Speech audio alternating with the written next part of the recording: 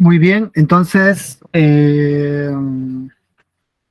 continuamos, ¿ya?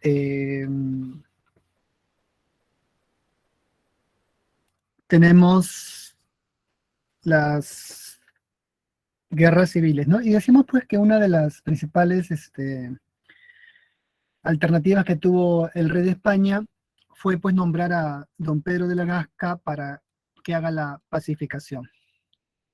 Bueno, él logra convencer a un grupo de encomenderos de abandonar a Gonzalo Pizarro, como va a ocurrir, y de esa forma va a iniciar la segunda campaña.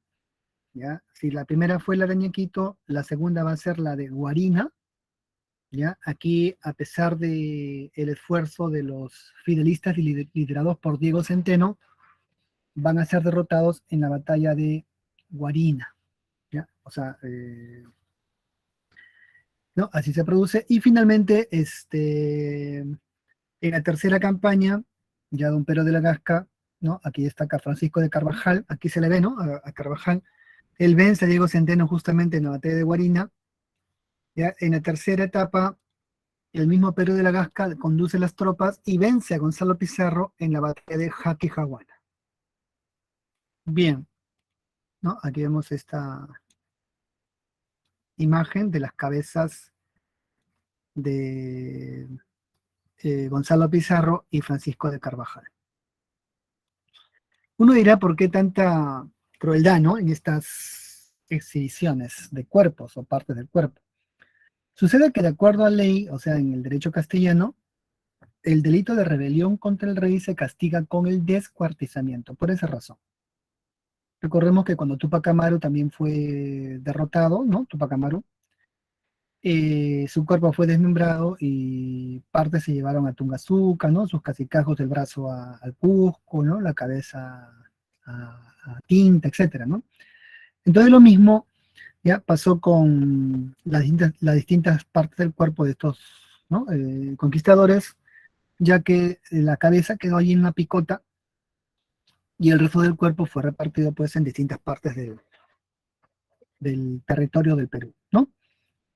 ¿Ya? Ahí hay que agregar una tercera cabecita, ¿no? Que va a ser la de Francisco Hernández Girón, ¿ya? Que también se rebeló contra el rey, ¿no? Ahora vamos a ver ese proceso. Bien, entonces, con la derrota de Gonzalo Pizarro, la principal consecuencia, ¿cuál es? El establecimiento del sistema virreinal. ¿Ya? Se establece el virreinato del Perú, ¿ya? De manera definitiva. Pero en su victoria, va a iniciar el llamado reparto de Huaynarima. ¿Qué fue el reparto? Cumplir la promesa hecha a los encomenderos que se pasaron al lado del rey. Es decir, que abandonaron a Gonzalo Pizarro. ¿Ya? Y entonces,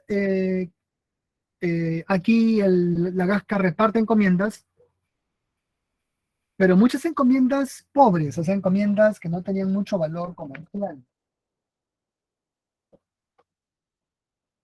Y en donde muchas de sus rentas realmente eran paupérrimas, ¿no? Es decir, una renta que no alcanzaba pues para vivir, ¿no? Obligando al encomendero a dedicarse a actividades manuales. Y recuerden que en esa concepción de la época, el trabajo manual era visto como un castigo, ¿no? Como un castigo, como algo pernicioso, ¿no? Bueno, así que muchos quedan insatisfechos, ¿ya? Porque no pueden gozar de buenas encomiendas. Y entre esos insatisfechos se encontraba Francisco Hernández Girón.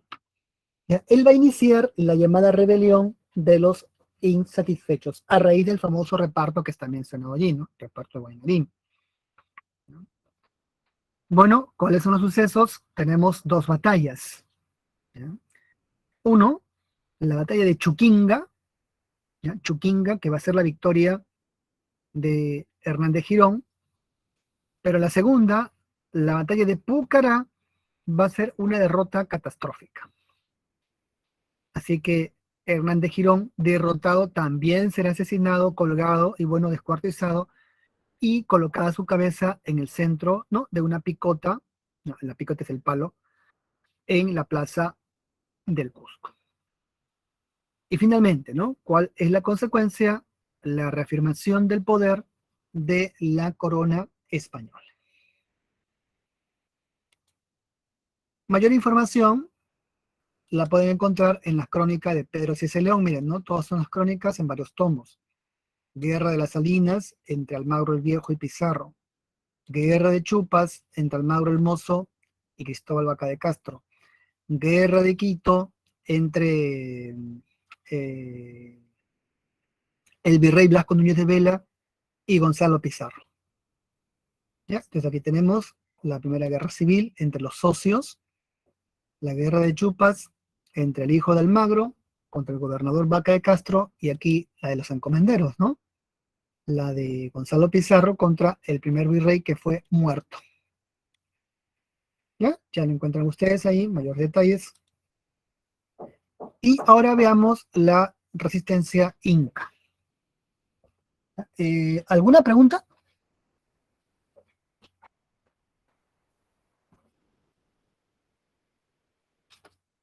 Ok, entonces pasamos a la resistencia inca. Bueno, recordemos que los incas, ¿ya? Habían formado un imperio, ¿no? O sea, su derrota no iba a ser tan fácil, ¿ya? No es que Pizarro con 160 españoles derrota al imperio, eso no es así. Pizarro derrota a los incas con el apoyo de miles de grupos de etnias, ¿no? Decenas de miles de nativos peruanos también que pertenecían a otras etnias y que fueron colaboracionistas.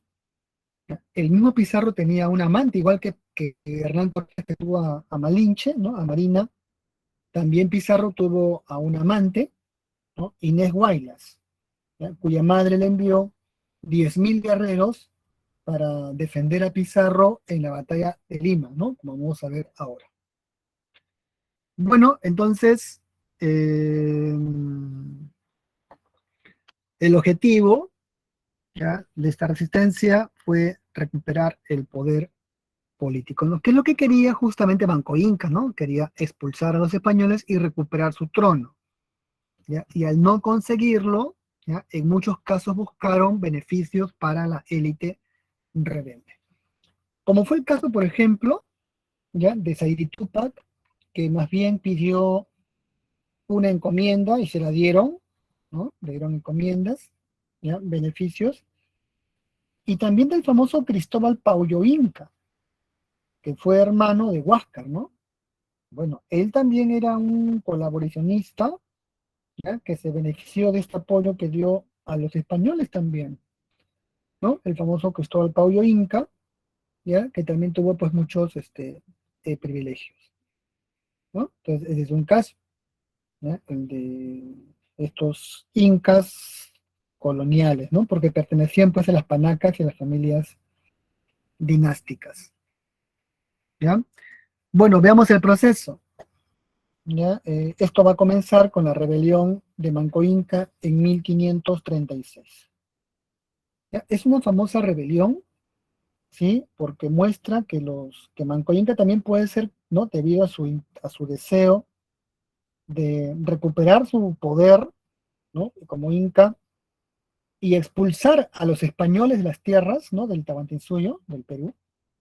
¿Ya? Es también, pues, digamos, eh, tiene ese estatus, ¿no? O se le puede dar ese estatus, al igual que Gonzalo Pizarro, de ser un prócer temprano de la independencia, ¿no? Porque él quiere votar a los españoles, ¿no? Lograr la independencia para que España se regrese a sus tierras, ¿no? Los españoles. Obviamente no lo va a lograr, ¿no? Pero ahí está el intento, ¿ya? Y a este proceso se le conoce como la gesta de Manco Inca, ¿no? Y luego posteriormente la gesta de los incas de Vilcabamba, ¿no? Porque van a utilizar la ciudad de Vilcabamba como una zona de refugio. Así que comenzamos con la rebelión de Manco Inca, ¿ya? Él pasa de aliado a opositor español. ¿Por qué decimos que fue aliado? Cuando muere Atahualpa, ¿no? Ejecutado por los españoles, ellos nombran a un inca títere, un inca manipulable que fue Tupac Hualpa, conocido como Toparpa, el cual también fue envenenado, ¿no? Debido a que era colaboracionista, y en su reemplazo se nombra Manco Inca.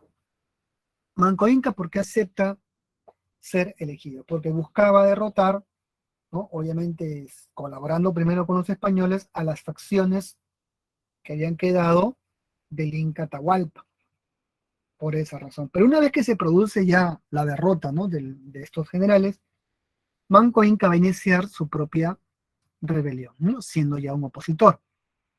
¿Ya? Bueno, él estaba encerrado, ya saben, estaba prisionero como Moctezuma en el Cusco, ¿ya? No podía salir de la ciudad, ¿no? Era humillado frecuentemente, así que con engaños, prometiendo traer ricos tesoros, sale de la ciudad.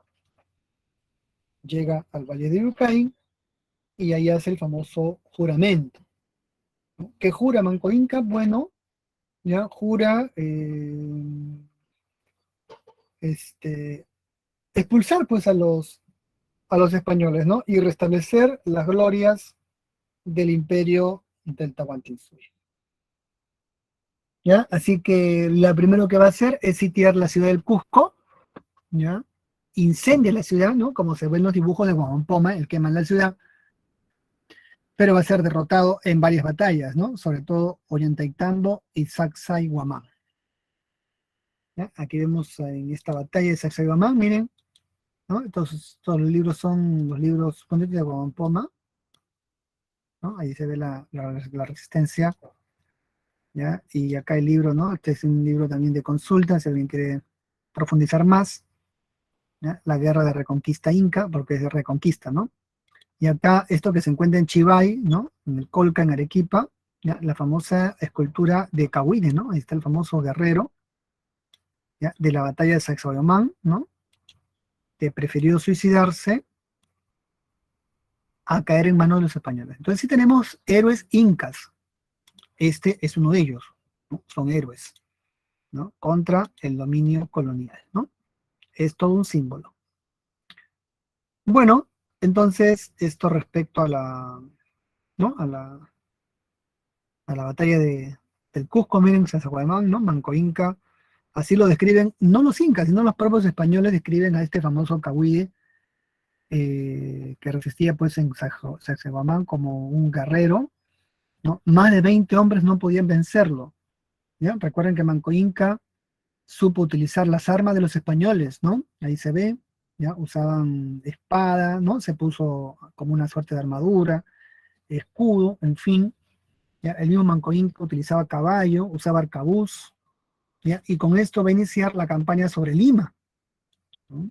Bueno, fue derrotado en el Cusco, ¿ya? Pero luego va a la batalla de Lima, ¿no? Lleva a su primo Kisu Yupanqui, él cerca la ciudad, ¿ya? Pero Pizarro, bueno, tuvo apoyo de Inés Guaylas y también muchos indígenas de los Curacajos de Lima, que van a tomar el partido de Pizarro, ¿no? Así Pizarro vence también a Manco Inca en la batalla de Lima, sobre todo en la batalla del Cerro San Cristóbal, ¿no? Famoso cerro, ustedes saben que hay una cruz arriba, ¿no? Una suerte de homenaje, ¿ya? Y bueno, trasladó su rebelión a Vilcabamba, ¿no? Entonces así fue, ¿ya? Manco Inca luego va a ser asesinado en Vilcabamba por un grupo de españoles refugiados, almagristas, ¿ya? Según Ricardo Palma, ¿no? Esto se ve en literatura, a Manco Inca lo asesinan por una partida de ajedrez, ¿no? Lo habrán visto, o para otra versión que fue por una partida de bolos o de bochas, ¿no? El boliche, como le dicen, ¿no? Bien, con la muerte de Manco Inca, le reemplaza Zaire Tupac, ¿ya? Él va a negociar su rendición con el virrey Andrés Hurtado de Mendoza, tal como se le ve acá, ¿ya?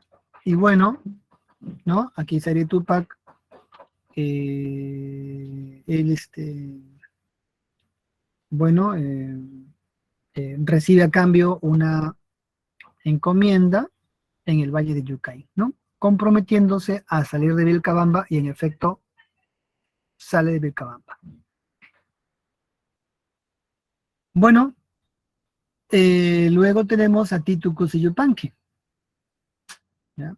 Él va a firmar la paz de Acobamba, ¿ya? Es famoso porque es un tratado de paz con el gobernador Lope García de Castro. Y bueno, va a ser reconocido como Inca de Vilcabamba. Además, es autor de una crónica, ¿ya? La famosa crónica de Titu Cusi Yupanqui. Es un documento muy importante porque esta crónica, llamada Memorial, ¿no? Es la única fuente peruana indígena. Recuerden que las otras informes de los incas vienen de los españoles, ¿no? ¿Ya? O sea, vienen de los españoles, pero, ¿no? Aquí Tito Cusi Yupanqui va a escribir un texto al gobernador, en esa época gobernaba pues el gobernador, el licenciado López García de Castro, y se lo va a entregar. Entonces es una fuente valiosa, ¿no? Que está publicada por la Universidad Católica y está en internet, la pueden revisar, ¿no? Y pueden ver el autor, Tito Cusi Yupanqui, instrucción al licenciado López García de Castro. Mira, pero ellos, los incas sabían el castellano, claro, ya habían pasado, ¿no? Varios años. ¿Ya? Estamos hablando de casi más de 30 años, ¿no? Entonces ya habían aprendido el idioma y sabían comunicarse, ¿no? Es como el inglés de la época, ¿no? El español para ellos. Bueno, Tito Cusi Yupanqui finalmente va a ser envenenado, va a morir asesinado. ¿Ya? Él permitió el ingreso de los misioneros, ¿no? Franciscanos en la zona de El Cabamba, ¿ya? Va a ser asesinado. Y luego, bueno, el trono va a recaer en manos de Tupac Amaru I, ¿no? Aquí vemos su imagen, que era muy jovencito, ¿no? Pero igual va a iniciar la guerra de resistencia, ¿no? Ahí ven su rostro,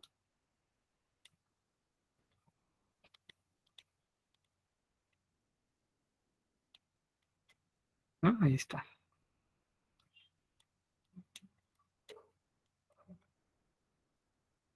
Pero, bueno, el gobernador, bueno, el virrey, mejor dicho, Francisco de Toledo, va a iniciar una campaña para derrotarlo,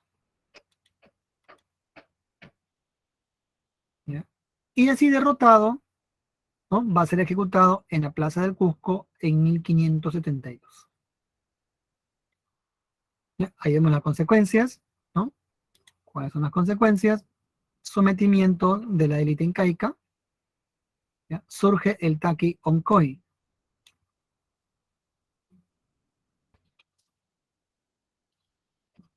¿ya? A ver, vamos a ver el Taqui Oncoy. Bueno, ahí está el Taqui Oncoy, ahora lo voy a explicar. A ver, un segundo. Eh, bueno, el Taqui Oncoy, Taqui es enfermedad, ¿no? O danza, mejor dicho, de Oncoy enfermedad. Y el Taqui Oncoy, enfermedad de la danza. Fue un movimiento cultural alternativo de los incas derrotados para volver el culto a las huacas.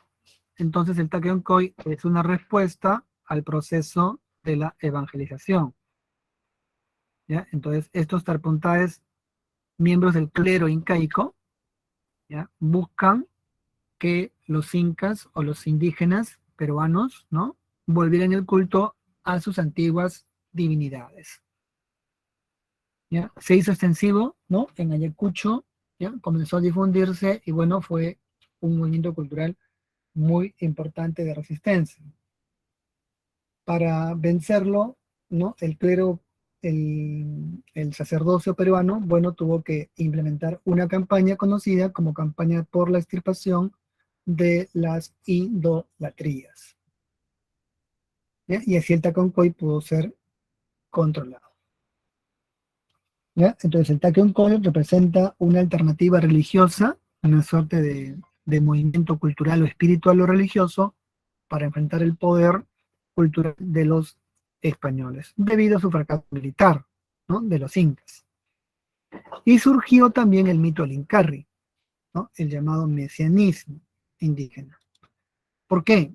Porque recuerden que cuando se produce la muerte de Tupac Amaru I, él fue decapitado, ¿no? Degollado en la ciudad del Cusco, ¿no?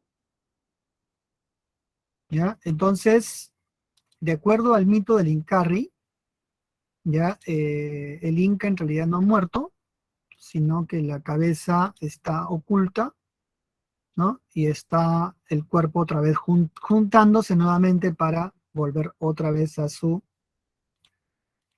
¿no? Esta es la ejecución de Tupac Amaru primero, pueden ver, ¿no? Ahí dice, ¿no? Buen gobierno, a Tupac Amaru le cortan la cabeza en el Cusco. ¿Ya? Esta idea de cabezas o de incas decapitados tampoco es muy nueva. ¿Ya? Recordemos que Atahualpa en su guerra con Huáscar, ¿no? Él decapita al ídolo, uno de los ídolos de la región de los Curacajos del centro, y bueno, los Curacas del centro le dicen que la cabeza sigue viva y que él ha advertido que Atahualpa va a ser derrotado, ¿no? Atahualpa se pone furioso, busca la cabeza pero no la encuentra, ¿ya? Así que la cabeza hablaba según estos mitos, ¿no? Igual acá también los indígenas construyen el mito del Incarri, que es un inca decapitado, obviamente es Tupac Amaru primero, y que tendría que otra vez, cuando el cuerpo se junte, ¿no? Los miembros separados se vuelven a juntar, volvería otra vez a resurgir el Tahuantinsuyo, ¿no? Idea, bueno, muy interesante en esos años, ¿ya? Entonces ahí está el famoso mito del Incarri, que fue descubierto por el escritor antropólogo peruano José María Arguedas, ¿no? ¿Ya? Aquí lo ponemos.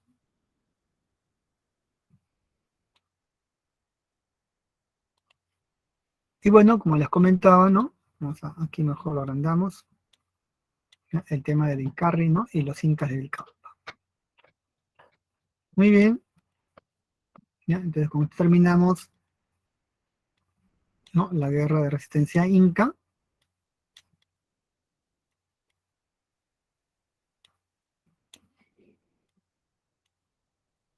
Y ahora pasamos más bien al régimen colonial.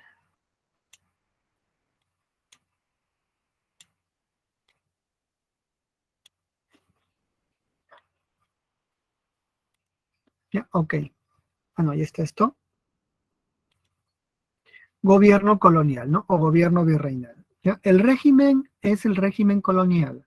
El sistema es un sistema virreinal administrativo.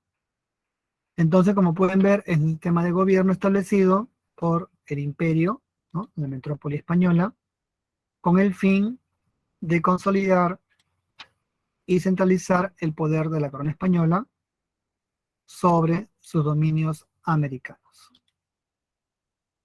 ¿Ya? El virrey que organiza y consolida el virreinato será el virrey Francisco de Toledo.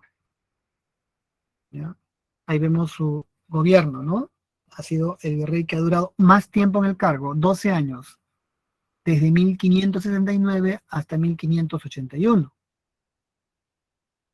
¿Ya? El objetivo va a ser reorganizar el gobierno colonial fortaleciendo el poder del Estado. Y esto lo va a hacer a través de un conjunto de medidas, ¿ya? Económicas, políticas, sociales, religiosas, culturales, educativas, etcétera, ¿no? Bueno, con respecto a lo económico, ¿ya? O lo jurídico, ¿no? Tenemos, por ejemplo, las ordenanzas de minería, ¿ya? Que tiene relación con las medidas económicas, debido a que ahora ya se conocía por la explotación de la mina de Potosí, que era el centro minero más importante del virreinato, ¿no? De esa época, ¿ya? Entonces, estas ordenanzas garantizaban pues la explotación y la mita minera en la región, ¿ya? Por eso que estas reformas jurídicas que son las ordenanzas, ¿no? El virreinato le da un conjunto de ordenanzas, más de 100, ¿ya? Para toda la actividad económica, cultural, etcétera, ¿no? Y que están publicadas. Así que tiene relación con estas medidas económicas, ¿no? Entonces, ¿qué cosa es el censo? Se le conoce como gran visita general por todo el virreinato. ¿Para qué?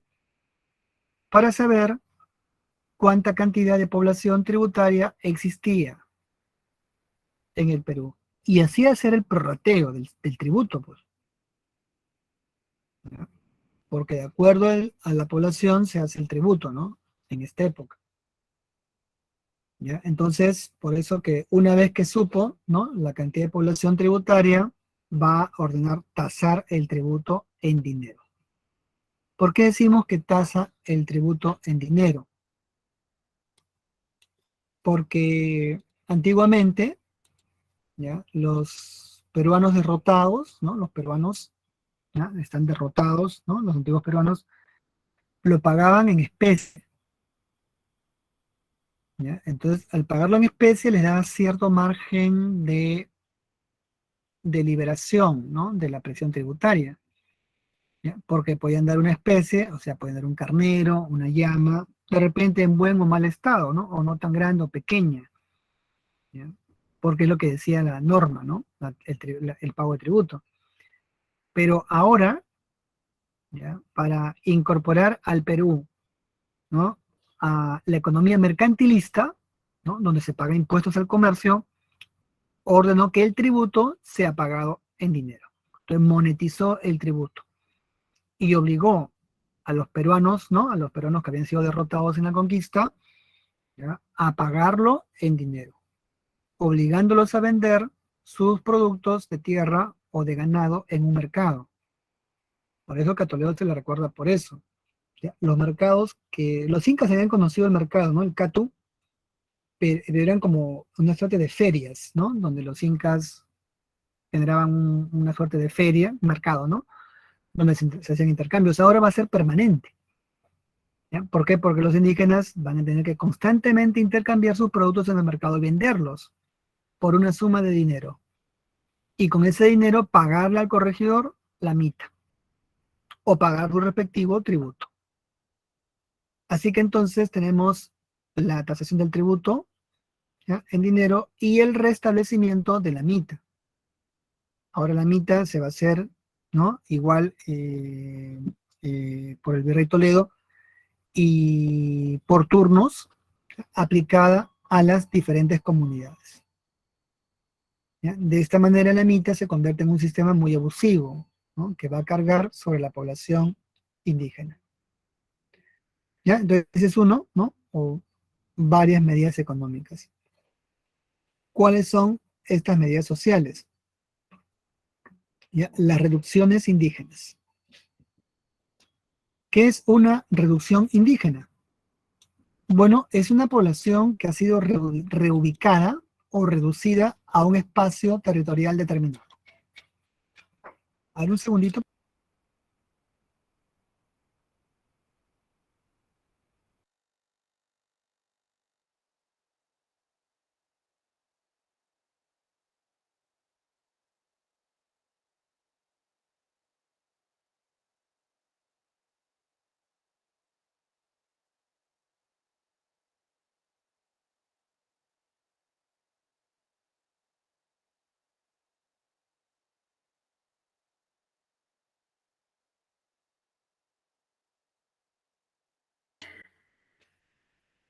Eh, la reducción fue esa reubicación de la población, ¿ya?, para ser concentrada, miren, ¿no?, concentrada en un espacio habitacional para servir como mano de obra.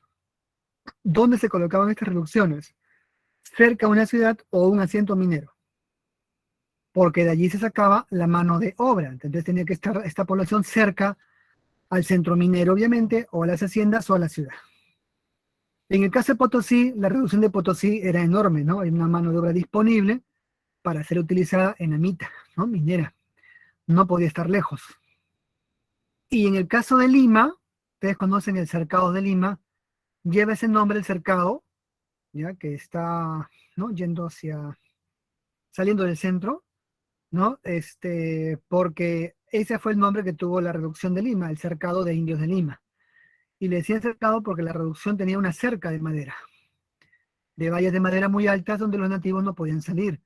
Allí se les educaba, se les daba religión, se les daba educación, ¿no? Y también se les daba una pequeña vivienda, pero concentrada allí la población, ¿ya? Esto fue algo muy terrible para ellos, porque recuerden que las casas indígenas son o eran muy espaciosas. Ustedes han visto las casas de los nativos, eran de patios grandes, canchones, ¿no?, o canchas, como le dicen, ¿ya?, con bastante ventilación. Estas reducciones tenían, pues, eran como pequeños callejones donde en cada cuartito la población estaba reducida allí. Bueno, entonces eso fue la reducción y claro, sus tierras fueron expropiadas y pasaron a manos de los criollos, ¿no? En las medidas políticas o las medidas, bueno, políticas ahí no están, pero lo podemos poner ahí, está la pacificación de Vilcabamba y la reorganización de los corregimientos. ¿Ya? Recuerden que el corregimiento había sido creado antes con el gobernador López García de Castro, pero Toledo los va a reformar, ¿ya? A cargo de un corregidor. Y lo otro va a ser la pacificación, ¿no? de Vilcabamba, derrotando al último inca Tupac Amaru I, el cual fue asesinado, ¿no? Y en las medidas religiosas culturales tenemos la implantación del Tribunal de la Santa Inquisición. ¿Ya? Es un tribunal creado para perseguir delitos de fe, ¿no? Entonces, aquí, por ejemplo, el virrey iba a iniciar su gestión de esta Inquisición con el primer auto de fe. El famoso francés Mateo Salado fue quemado vivo. ¿Ya? Hay una huaca que lleva su nombre, ¿no? Que está por lo libre, ¿ya? En la avenida Mariano Cornejo, ¿no? Y la Plaza de la Bandera, y está la huaca, ¿ya? Porque allí vivía este francés, ¿no? Mateo Salado, al cual se le acusó de hereje, ¿no? De luterano, bueno, etcétera, ¿no? Y lo otro, San Marcos va a ser reorganizado. ¿Qué buscaba el virrey con esta gestión en la universidad, ¿no? Bueno, crear un cuerpo de funcionarios adictos a la corona. Así que la universidad ahora fue reformada, ¿ya? Se establecieron nuevas cátedras, se le dio una partida presupuestal, ¿no? Pero claro, la condición es que egresaran funcionarios leales al régimen colonial. Bien, eso entonces con respecto a las medidas religiosas culturales. Y ahora veamos el tema de las instituciones, ¿no? Bueno, en España vemos las instituciones metropolitanas, ¿no? Entonces, la máxima autoridad, bueno, la primera institución es el rey, ¿ya? La monarquía española. Es una monarquía católica, no lo olviden. La máxima autoridad del imperio español recae en el rey, ¿ya? Y al Perú lo han gobernado dos dinastías, los Habsburgos y los Borbones. Los Habsburgos van a gobernar desde el siglo XVI al siglo XVII, ¿no? Hasta 1700. Desde Carlos I, justamente Carlos I es el primer Habsburgo, hijo de Juana la Loca y Felipe el Hermoso, y el último va a ser Carlos II en 1700, el cual no dejó descendencia y dio origen a la llamada guerra por la sucesión española. Este rey emite un tipo de leyes llamadas Real Cédula. Entonces, ¿qué es la Real Cédula? La ley emitida por el monarca. Digamos que hoy día se llamaría Decreto Supremo, ¿no? Ese sería el nombre, ¿ya? Y una de sus funciones, como ya les comenté, ¿no? Fue ejercer el llamado Regio Patronato Indiano. ¿Y qué es el Regio Patronato Indiano? Bueno, ¿ya? Es el edificio jurídico, ¿ya? O vamos a mejor llamarlo la institución, ¿ya? La institución encaminada a velar, ¿no? O vigilar, o velar, o proteger el proceso de la evangelización en América. ¿Y cómo se formó? Con las bulas del Papa que les comenté, las bulas alejandrinas. Por eso es importante las bulas, ¿no? Para entender el regio patronato indiano. ¿Por qué le llaman regio? Porque el rey lo protege y lo dirige, ¿ya? Él es el patrón, ¿no?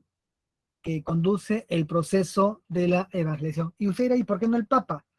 Bueno, porque el papado, recuerden que el papado ya estaba, estaba debilitado, ¿no? Su auge fue en la Edad Media, pero ahora el Papa pues no tenía flota, ¿no? Tenía sus ejércitos, ¿no? Pero estaban en Italia, ¿no?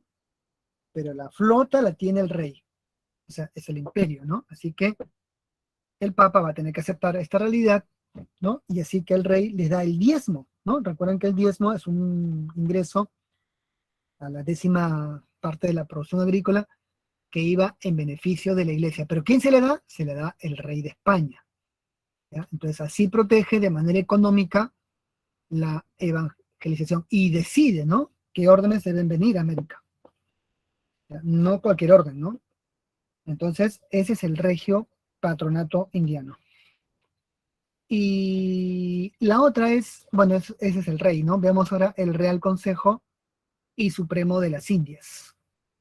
¿Ya? Es un tribunal de asesoramiento, asesoramiento. Por eso se llama consejo, ¿no? O sea, aconseja al rey en los asuntos de América o de las Indias americanas. El virrey tenía varios de estos consejos, ¿ah? Tenía el Consejo de Castilla, el Consejo de en Italia, ¿no? De todas sus colonias, ¿no? ¿No? Tenía sus virreyes ahí, ¿no? Y también su Consejo de Castilla, bueno, y otros consejos más. ¿Ya? Entonces, el de Indias para asuntos de Indias, ¿no? ¿Y cuál es la función? Ellos eligen, proponen a los virreyes, es decir, a los funcionarios y virreyes para las colonias, quienes deben ser. ¿Ya? Ellos debían cumplir una suerte de requisitos y contar con la aprobación del consejo, ¿no? Porque tenían, el rey podía decir, bueno, yo creo que este sea, pero el consejo le decía, bueno, este tiene antecedentes de herejía, etcétera, ¿no? O sea, deciden ellos, ¿no? Dos, elaboraba las leyes de Indias. ¿Ya? Esto se conoce como recopilación de leyes de los reinos de las Indias. ¿Por qué? Porque recuerden que desde la conquista, ya los monarcas, ¿no? Ellos, un conjunto de ellas que muchas de ellas se habían perdido, ¿no? No habían sido recopiladas. En cambio, ahora el Consejo, a través de sus juristas, ¿no? Sus juristas, sus abogados, ¿ya? Que eran muy expertos, ¿no? Y de gran prestigio, van a codificar todo el derecho indiano. ¿Ya? Algo como hizo Justiniano, ¿no? Para el Imperio Bizantino, se va a hacer aquí. ¿Ya? Entonces, esa fue la recopilación de leyes de las Indias, ¿no? Que es esta de acá. ¿Ya? En varios tomos o libros, ¿no? También está en internet, la pueden revisar, ¿no? Interesante. Y además funcionaba como un tribunal de justicia en última instancia. ¿Qué significa esto? Que si en la audiencia no te hacían justicia, tú podías apelar ante el Consejo de Indias. ¿Se entiende, no? Entonces, por ejemplo, tu corregidor te juzga, si de acuerdo a ley, ¿no? El corregidor. ¿Ya? Pero no te gusta lo que el corregidor ha determinado, entonces podías apelar la Real Audiencia. Si la audiencia no te hacía justicia, podías apelar ante el Consejo de las Indias. ¿No? Por eso que es un tribunal de justicia en última instancia y ejecutó los juicios de residencia. ¿Qué cosa era un juicio de residencia? Bueno, era el juicio que se le hacía a todo funcionario colonial al momento de finalizar su gestión. ¿Para qué se hacía? Para evitar corrupción o caso de corrupción. ¿No? Así que un funcionario, una vez que culminaba su gestión, debía demostrar que era inocente, ¿no? Debía demostrar que no había cometido ningún tipo de robo contra el Estado. Bien, esto respecto a las instituciones metropolitanas. ¿No? Estas son de gobierno político, obviamente. ¿Ya? En América tenemos al virrey, ¿no? O sea, el virrey es el rey en las colonias. ¿Ya? Es el virrey, ¿no? El rey es en España, en América, o en México, o en Perú, es el virrey. Él representa al rey como gobernador general en las colonias. ¿Ya? Y así como el rey da cédulas, el virrey da ordenanzas. ¿Ya? Las ordenanzas son como decretos leyes, ¿no? O leyes, ¿ya? Que regulan una actividad económica o política.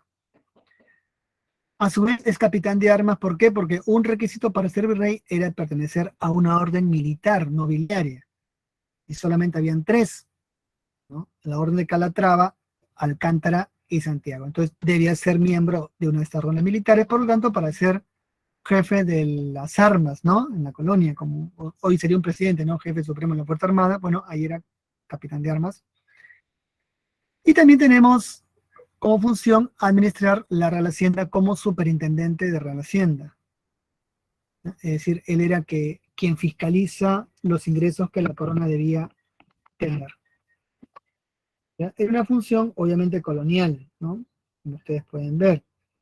¿Ya? Todos los tributos, todas las reformas que aparentemente eran modernistas tenían como función presionar o mejorar la capacidad de tributo. ¿Ya? Entonces, eso respecto al virrey, ¿no? Y bueno, debía ser soltero, ¿no? Debía colocar el pliego de mortaja en caso que él falleciera para designar a sucesor, bueno, etcétera. El virrey también preside la Real Audiencia, ¿ya? Recordemos que la Real Audiencia era el máximo tribunal de justicia, ¿ya? Está conformada por 8 oidores, ¿no? Ahí se ve, ¿ya?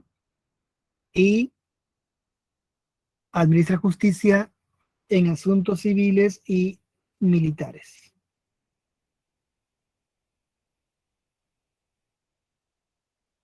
Dirige el gobierno virreinal ante la ausencia del virrey. ¿Qué significa esto? Que la audiencia tenía una función política, ¿ya?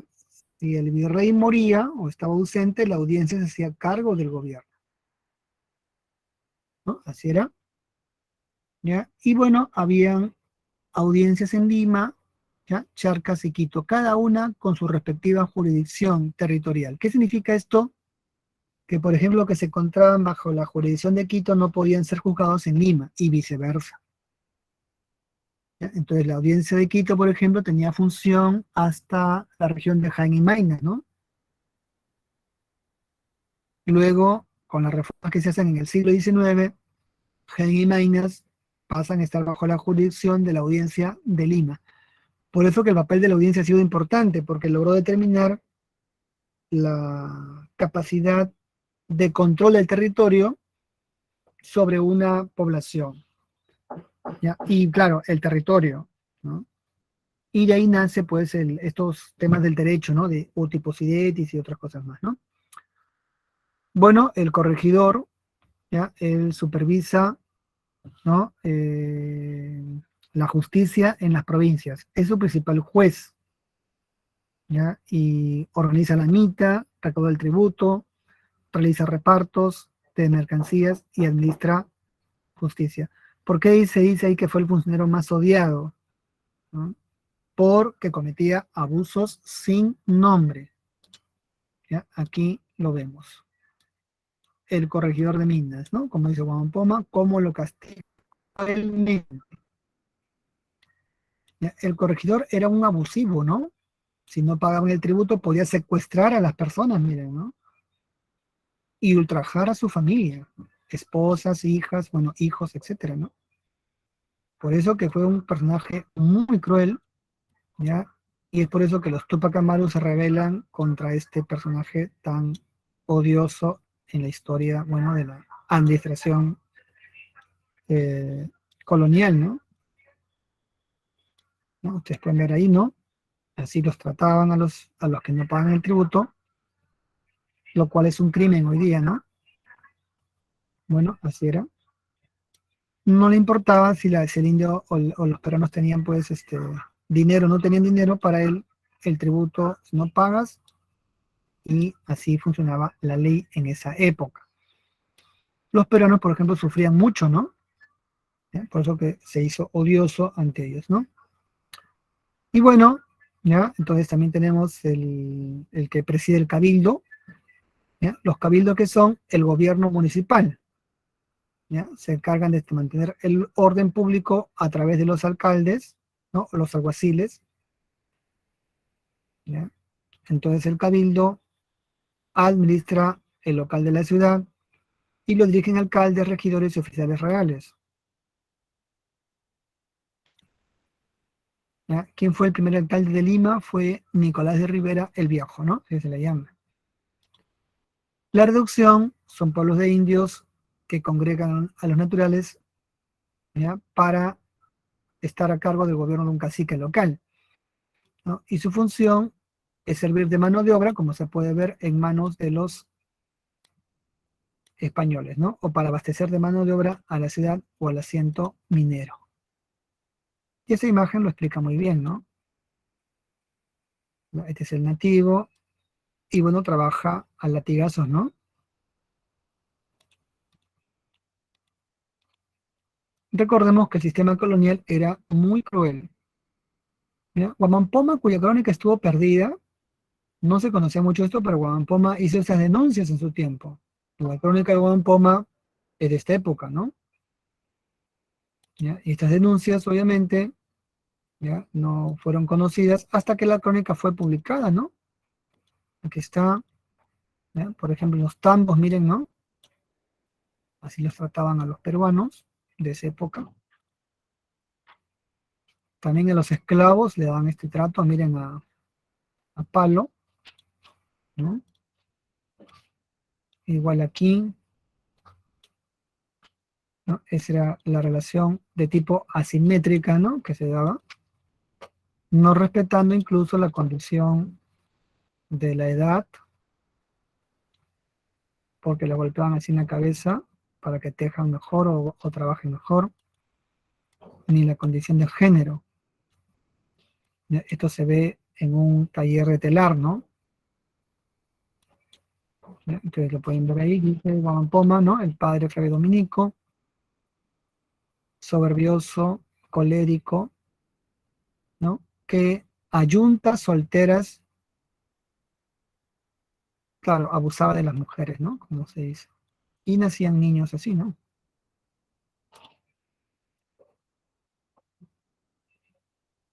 En fin, es la historia, ¿no? De la época colonial. Y lo mismo acá, ¿no? La crónica está en internet, la pueden buscar, ¿no? Está fácil, está al alcance. Bueno, entonces, estamos acá, ¿no? Ya, esto, ahí están las funciones. Y veamos ahora en la economía, ¿no? Tenemos dos principios, mercantilismo y monopolio comercial. ¿Ya? El intervencionismo estatal es intervenir en las colonias para favorecer la concentración de metales preciosos, ¿no? Que es el bullonismo, y luego el mercantilismo, que es su difusión por todo el territorio. ¿Ya? ¿Cuál fue el problema del monopolio? El contrabando y la piratería de corsarios. En el Perú han habido muchos piratas. ¿Ya? ¿Cómo se manejaba el comercio con la flota de galeones? La Armada del Norte, la Armada del Sur. ¿Y qué entidades la regulan? Para el caso de España, en todas las colonias, la Casa de Contratación de Ideas de Sevilla, y para el interior del virreinato, el Tribunal del Consulado, que cobra los impuestos al comercio, ¿no? La alcabala, el mujarifazgo, etc. ¿Con qué moneda se paga? Con el real de 8 reales, conocido como patacón. ¿Ya? Eso no hay que olvidarlo, porque la moneda era así. Moneda mayor, barra, moneda menor, patacón, es una mancoquina, ¿ya? O de menor tamaño, ¿no? La minería fue la actividad más importante. Aquí se recauda el quinto real y se trabaja mediante el sistema de mita, ¿no? De minga y falquitrera. Potosí fue el centro más importante de todos. ¿Ya? Aquí tenemos la mitad de Potosí, y en la industria tenemos los famosos obrajes, ¿no? ¿Ya? En la actividad agropecuaria tenemos las haciendas y las estancias, donde trabajan los yanacones y los esclavos. ¿Ya? El Perú tenía muchas haciendas, ¿no? Ahí se procesaba toda la mano de obra. En lo social tenemos una sociedad tripartita dividida en repúblicas, ¿no? Por factores como raza, linaje y ocupación. Y en efecto, había mucho racismo que se practicaba tanto de la República de Españoles hacia el resto, ¿no? Hacia los indios y las castas. ¿Ya? Entonces aquí pueden ver a los criollos nacidos aquí en América, ¿no? Eran descendencia europea, ¿ya? Básicamente racialmente blancos, discriminaban a los nativos o a los llamados indios, ¿no? ¿Ya? El trato era feroz, ¿no?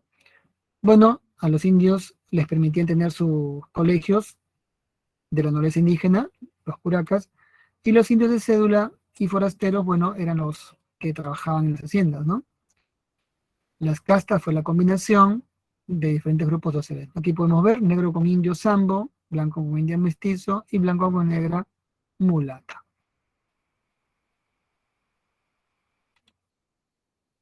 Bueno, aquí los esclavos de origen afrodescendiente o africano trabajaban básicamente en la costa, y los huidos se llamaban cimarrones, ¿no? Que se refugiaban en los palenques que estaban alejados de la ciudad. La educación, ya pasamos a la educación, elitista, es decir, para los ricos, ¿no? Criollos y curacas, religiosa, ¿no? El monopolio lo tenía la iglesia, memorística, ¿ya? Era la memoria sin reflexión, patriarcal para hombres nada más, no se educaban las mujeres, y segregacionista, es decir, no estudiaban por el color de la piel, ¿no? Era mucho racismo en esos años, sin niveles establecidos. ¿Ya? Entonces tenemos las primeras letras, estudios menores, estudios superiores, estos últimos en las universidades. Y bueno, tenemos la Real y Pontificia Universidad de San Marcos, la San Cristóbal de Huamanga y la San Antonio de Abad del Cusco. Para los caciques, los colegios mayores, ¿ya? O los colegios de nobles, ¿no? Y los colegios mayores más bien eran para los criollos, ¿no? Dominados por la Compañía de Jesús. La Iglesia Católica, ¿ya? Tenemos el clero secular, el clero regular y las órdenes que aquí mencionamos, ¿no? Dominicos, que fueron los primeros, franciscanos los segundos, y bueno, finalmente los agustinos y jesuitas. Y la Inquisición, de la cual nosotros ya hemos hablado. Bueno, el arte es el barroco, destacando la arquitectura, ¿no? El estilo barroco como la iglesia de la Merced, en la escultura, la obra de Baltasar Gavilán, y bueno, en general, la pintura de la escuela cusqueña, que es un estilo regional. Con eso terminamos, ¿ya? Y tenemos aquí las claves, ¿no? Y con eso nos vemos ya la siguiente semana. La Real Audiencia es el máximo tribunal de justicia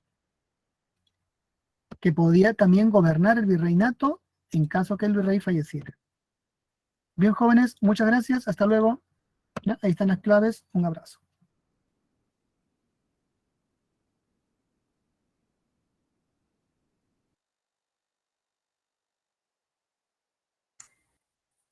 Buenos días, chicos. Buenos días con cada uno de ustedes. Vamos a iniciar el curso de aritmética en nuestra semana número 10. Voy a compartir pantalla.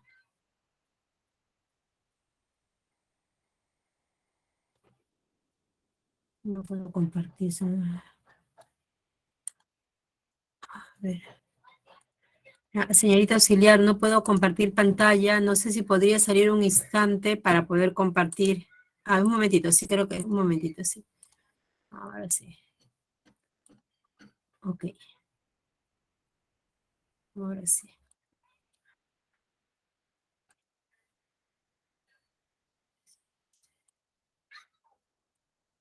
Bien. Ahora sí está viendo mi pantalla. Bien. Bien, buenos días nuevamente, chicos. Vamos a iniciar el curso de aritmética en nuestra semana número 9 y continuando lo que hemos venido desarrollando hasta el momento, hemos visto la semana pasada el estudio de los números racionales. Dentro de ellos tenemos a las fracciones y hemos visto que una fracción es el cociente entre dos números enteros, con la única condición que yo solicito es que estos valores sean enteros positivos y además que b sea diferente de 0. A eso le llamamos fracciones. Muy bien, entonces cuando yo realizo el cociente entre una fracción, pero esta fracción que sea irreducible, por ejemplo, un medio, cuando yo divido eso, lo que yo obtengo es un número. En nuestro sistema de numeración, a estos números se les llaman números decimales. Cuando trabajo en otro sistema de numeración, por ejemplo, sistema de numeración de base 2 o 3 o 4, se llaman números avales. Ahora vamos a ver estos números. Por ejemplo, si divido un tercio, esto me va a dar como resultado 0,333. Entonces, este tipo de números, que como usted observa son valores que están entre dos enteros consecutivos, ¿no? Entonces, por ahí estará un medio, por ahí estará un tercio. Entonces, lo que vamos a estudiar son estos números decimales. En primera instancia, lo que vamos a ver es cómo determinamos la fracción que originó este número decimal. ¿Qué tipo de fracción es? Y a eso se le conoce como la fracción generatriz de un número aval o de un número decimal si fuera el caso del sistema de base 10. Bien, entonces lo que vamos a desarrollar en esta semana será fracción generatriz de un número aval. Vamos a ver formación de un número decimal a partir de su fracción generatriz. Vamos a estudiar la regla de nueves. Y también vamos a ver el teorema del MIDI. Al igual como cuando nosotros trabajamos la clase anterior, en la cual vimos un teorema que decía que si usted suma dos fracciones irreducibles y con la suerte de que ese resultado sea un valor entero positivo, entonces usted puede concluir de que es una suma de fracciones homogéneas, que significa que los denominadores son iguales. No olvide este teorema y por favor también tome nota sobre el teorema del MIDI y la regla de los nueves que desarrollaremos en esta clase. Comenzamos pues con las fracciones generatrices. Como hace unos momentos indiqué, cuando yo hago la división entre los términos de una fracción irreducible, en este caso me resultó un número que luego del coma decimal aparece una sola cifra, pero puede suceder que cuando yo divida encuentre un número que tiene una cantidad infinita de cifras, ¿no? O puede ser que cuando yo divida un número, una fracción irreducible, puedo encontrar un número que tenga una parte entera y otra parte que se repita de forma indefinida. Este tipo de números se le conocen como números decimales exactos, porque en algún momento me detengo. Estos se conocen como periódicos puros, porque comienzan a repetirse de forma continua y sin descanso, no hay pare. Y en este caso se les dice que son periódicos mixtos, la combinación de estos dos, porque en este caso hay una parte exacta que no se vuelve a repetir y hay una parte que se repite de forma periódica y de forma indefinida. Entonces comenzaremos con este caso y llamaremos lo que es el aval exacto. Entonces, en una base n, si yo tengo un número 0,a, b, c, x en base n, entonces observe usted que este es un número aval, la base es n, no es la base 10. Para determinar la generatriz o fracción que originó este número aval, lo que hacemos es debo indicar que luego de este coma aparece una cantidad finita de cifras, ¿no? Entonces, la fracción que originó esto va a ser una fracción cuyo numerador contiene a los números que aparecen luego del coma decimal y en el denominador la base elevada a la cantidad de cifras que aparecen luego del coma aval, en este caso, ¿no? Entonces, esta es la fracción que origina este número aval. Ahora, eso está en base n. Si lo quiero pasar a base 10, realizo descomposición polinómica y como usted observa, si usted descompone este número teniendo una cantidad de k ceros en base n, entonces la descomposición sería 1 por la base elevada a la k más 0 por la base elevado a la k menos 1 y más puntos suspensivos más 0. Todo esto se cancela y solamente me queda la base elevada a la potencia k. La base elevada a la potencia k. Veamos algunos ejemplos. Si yo tengo 0,67 número aval exacto en base 8. Entonces, en el numerador aparecerá 67 en base 8 y en el denominador un 1 seguido de 2 ceros porque luego del coma aval aparecen solo 2 cifras, ¿no? Pero todo en base 8. Si lo paso a base 10, realizo descomposición polinómica, ¿no? Tendríamos que 6 por 8, 48, más 7, 55. Y en el denominador tendría 1 por 8 al cuadrado, más 0 por 8, más 0 me quedaría solamente 1 por 8 al cuadrado, que es 8 al cuadrado, y eso es 64. Entonces, si usted observa, esta es una fracción irreducible, que me está generando este número aval exacto. Luego del coma aval solamente hay 2 cifras, ya no hay más. Por eso se le llama exacto. Podría tener también un número aval de esta forma, un número en el cual aparece una parte entera, ¿no? Y estas son, en el sistema de numeración de base 10, tendríamos décimas, centésimas, milésimas y así sucesivamente. En nuestro caso, para encontrar la fracción que originó este número aval, en el numerador escribo 1231 en base 4, la parte entera y la parte decimal, seguida de, en el denominador 1, de seguida de tantos ceros como coma aparece luego del coma aval. Luego del coma aparecen 3 cifras, por lo tanto hay 3 ceros. Y luego descompongo polinómicamente.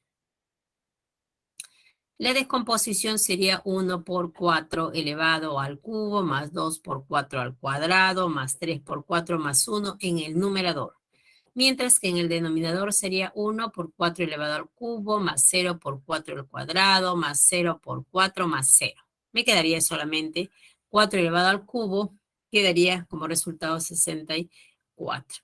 Y esto también es irreducible porque 109 no es múltiplo de 2. En nuestro sistema decimal, el de la base 10, entonces va a ser lo mismo, ¿no? Tendría 0,43, solo que no voy a indicar la base porque ya está implícito que nuestra base es 10. En el numerador 43 y en el denominador 10 elevado al cuadrado, porque hay 2 cifras luego del coma decimal. O si tuviera 1347, en el numerador 1347 y en el denominador 10 elevado al cubo, porque hay 3 cifras luego del coma decimal, ¿no? Y estas son las fracciones que originaron estos números avales. Bien, eso en el caso de que el número aval sea exacto, pero podría ser periódico puro. En el caso de que sea un número aval periódico puro, entonces determinar la fracción que originó este número aval periódico puro es una fracción donde el numerador va el periodo y en el denominador va a ir el mayor número de K cifras, porque el periodo tiene K cifras, en la base n, ¿no? Entonces ahí está el mayor número de K cifras en la base n. En nuestro sistema de numeración, el mayor número de 2 cifras es 99, que es 10 menos 1, 10 menos 1, ¿no? Y también esto lo podríamos escribir de esta forma, ¿no? Recuerde que en nuestro sistema de numeración, el mayor número de 2 cifras es 99. Pero eso también se escribe como la base elevado al cuadrado, que es la cantidad de cifras menos 1, o 999, que es el mayor número de 3 cifras, que vendría a ser la base elevado al cubo menos 1, que es lo que está apareciendo al lado derecho.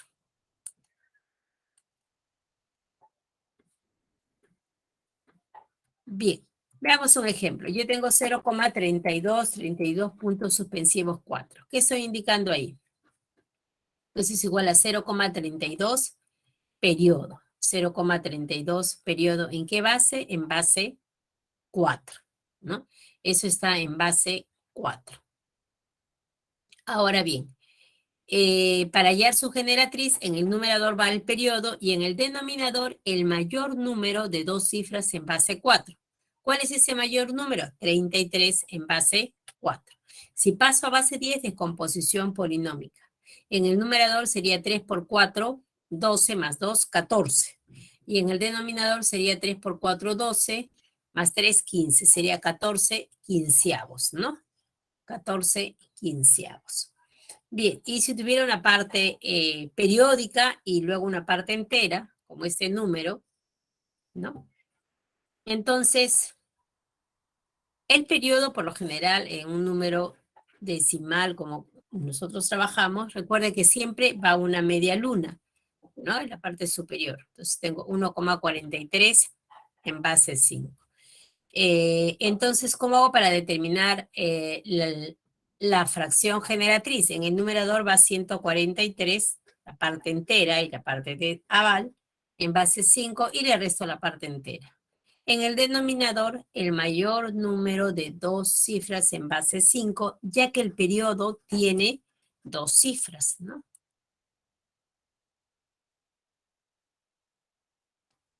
Por acá yo veo dos cifras, entonces acá yo dos cifras, pero el mayor número de dos cifras en base 5. Bueno, hay que pasar a base 5, disculpen, a base 10, como mediante descomposición polinómica, y lo mismo acá, descomposición polinómica, y llegaría a tener 47 sobre 24. Esta fracción es una fracción irreducible, que genera este número aval periódico puro, ¿no? El periodo en este caso es 43, 43, 43, que se va a ir repitiendo. En nuestro sistema decimal, recuerde que si yo tengo 0, BCX en K cifras, entonces, ¿qué hacemos? En el numerador va el periodo y en el denominador tantos 9 como cifras tenga el periodo, ¿no?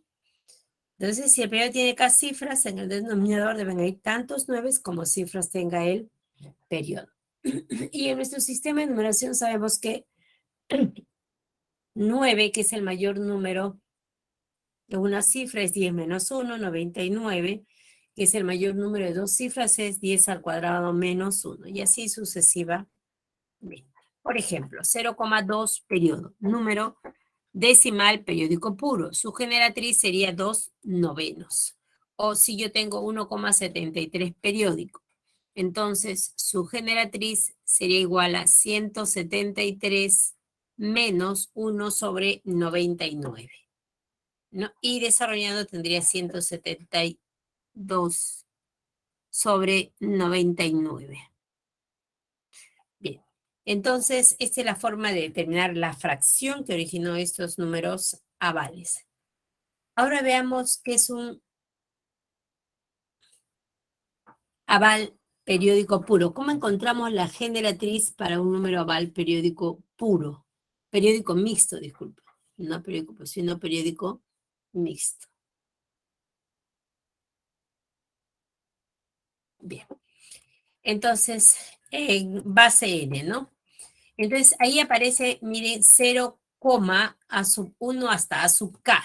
No, acá tengo acá cifras, mientras que acá tengo m cifras. Y la base es base n, no me especifica 10, sino cualquier base. Para determinar la fracción que originó este número aval periódico puro, en el numerador voy a escribir la parte no periódica, seguido del periodo una sola vez, pero hay que indicar la base, menos la parte no periódica. En el denominador va a ir tantos, o eso de acá representa el mayor número en base n de K cifras, ¿no? De m cifras. Y esto representa los ceros que voy a agregar, ¿no? Esto representa los ceros que voy a agregar. En este caso, yo debo tener acá K ceros, ¿no? Veamos un ejemplo para poder comprender esta forma de pasar un número que no es periódico puro y que no es exacto, es mixto. Hay una parte exacta que es 1 y hay una parte periódica que es 33.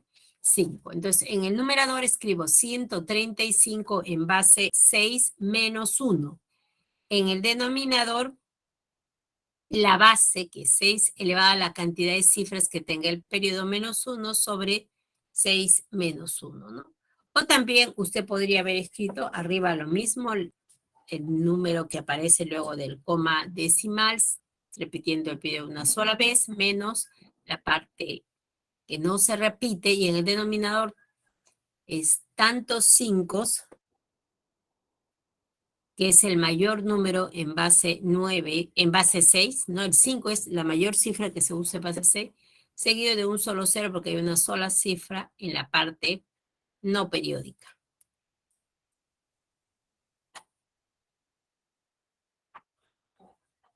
Ahí hay que descomponer 135 en base 6, me da 59, y también el denominador, que sería 5 por 6 al cuadrado más 5 por 6 más 0, ¿no? Me da 6 por 35. Bueno, desarrollando y simplificando, observo que esta fracción origina este número decimal periódico puro, de número aval, ¿no? Porque estoy en base 6. Si es base 10, sí. Entonces, en base 10 se va a repetir lo mismo. La misma fórmula que yo estoy segura todos ustedes conocen. Bien. Ahora, veamos nuestro sistema de numeración en base 10. Ahí tengo 0,213. ¿Cómo determino su generatriz? En el numerador va a ir 123 menos 2, y en el denominador 10 a la potencia 1, la base, ¿no? Por 10 al cuadrado menos 1. 10 al cuadrado menos 1 me da el mayor número de dos cifras en base 10, ¿no? Entonces sería 99 y 10 a la 1. Todo número multiplicado por la base termina en, o todo número multiplicado por 10 termina en 0. Desarrollando esto, me daría que esta es la fracción que originó este número decimal. Bien, hasta ahí vimos números decimales. Ahora veremos lo contrario. ¿Qué pasa si yo tengo una fracción irreducible y quiero saber qué número decimal me proporciona? Entonces, yo tengo esta fracción y le voy a dar condiciones solamente a B. A lo dejo ahí, como está, no le doy ninguna condición. Lo único que yo voy a pedir es que A y B sean una fracción irreducible, o sea que ya no puedo simplificar más, ¿no? Entonces, esta es una fracción irreducible. Ahora trabajo solamente con B, porque ya claro, esta fracción tiene que ser irreducible. ¿Qué pasa ahora, digo, si B es potencia de 2 y o 5? Porque estamos en nuestro sistema decimal, que es la base 10. Y 10 es 2 por 5. Digo, si B es potencia de 2 y o 5, con P y Q no nulos a la vez, o sea, uno podría ser nulo, pero el otro no. O sea, simultáneamente los dos no. ¿Qué pasaría si los dos fueran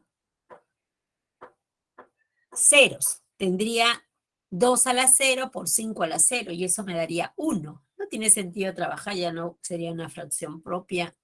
Este cociente solamente sería A. Por eso es que simultáneamente no pueden ser nulos.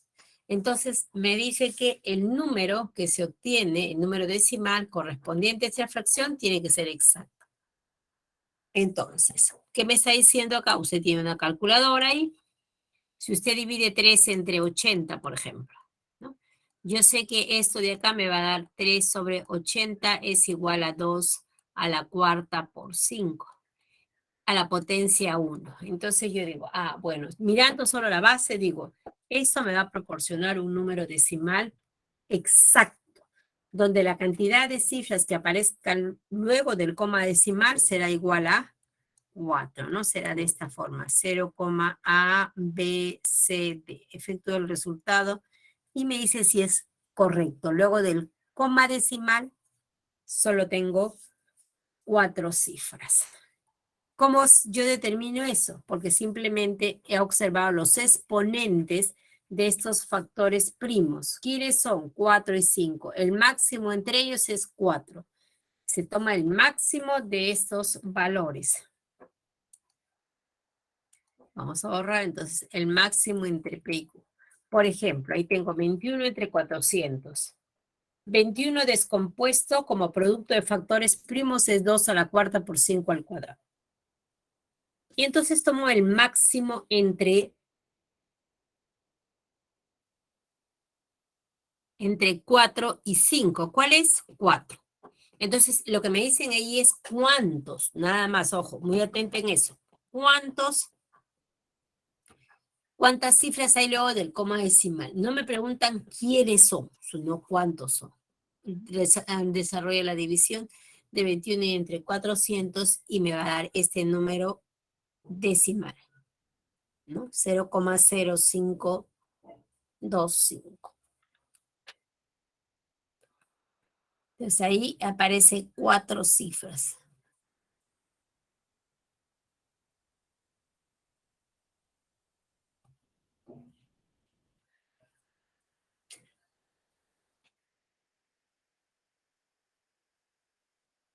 Bien.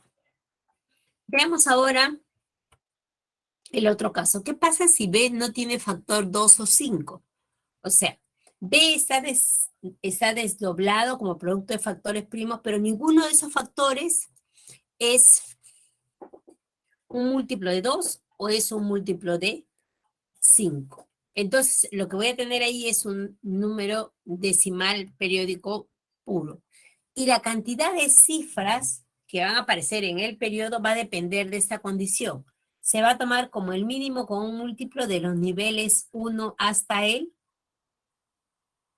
nivel S. Vamos a ver qué representan o qué significan los niveles. Comencemos entonces con la regla de los 9. ¿En qué consiste esta regla de los 9? Significa que yo voy a tener el primer número 9, de ahí sería el 99, 999, 9999. Vamos a ver sus niveles y qué representan cada uno de ellos. Por ejemplo, 9, que es 3 al cuadrado, está en el primer nivel, nivel 1. Su representante o quien representa a este nivel es 9 y 3. Es en el primer nivel. Ahora, pasemos al segundo nivel. El segundo nivel es 99, que es igual a 3 al cuadrado por 11. Si yo acá estoy en el nivel 2, si yo hago y quiero comparar nivel 1 con nivel 2, no tendría sentido, ¿no? Este de acá, en este caso, este número que está acá ya se está repitiendo acá. Entonces ya eso, me olvido de ese valor y digo, ¿quién es el representante de este segundo nivel? Es 11. Ese es el representante. Luego tenemos el nivel 3, que es 999, y viene como el producto de 3 al cubo por 37. Este es el nivel 3 y su representante puede ser 27 o 37, cualquiera de ellos. Tiene dos representantes. Vamos a continuar.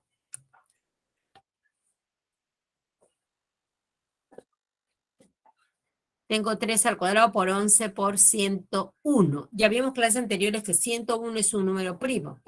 3 al cuadrado está en el nivel 1 y 11 está en el nivel 2. Entonces, ¿quién sería el representante? Solamente 101.